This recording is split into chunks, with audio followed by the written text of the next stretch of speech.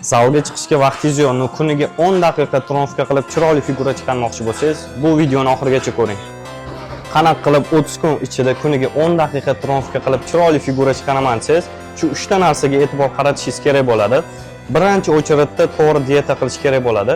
Massa ozish uchun to'g'ri kaloriyani hisoblab dieta qilasiz. Ikkinchi o'chiritda trenirovka bo'ladi. Kuniga 10 daqiqa trenirovka qilishingiz o'zi kifoya. Hech qanaqa gantel, rezinka, dash turnik burslar ham talab etilmaydi. Kichkina joyi o'zi yetarli. Uchinchi e'tibor qaratadigan narsamiz bu sifatli uyqu. Agar kechqurun soat 10 da uxlashga yota olmasangiz, bu muammo emas. Kuniga 7-8 soat uxlasangiz bo'lgani, qaysi paytda uxlashingiz muhim emas, muhim uxlashingiz. Imminni sizlar uchun 30 kunlik challenge'imizning yangi versiyasini yaratdik. Kimga narxi qiziq bo'lsa va challenge-ga qatnashib, tanasini o'zgartirmoqchi bo'lsa, bemalol menga directdan premium challenge yozib qoldirsa bo'ladi.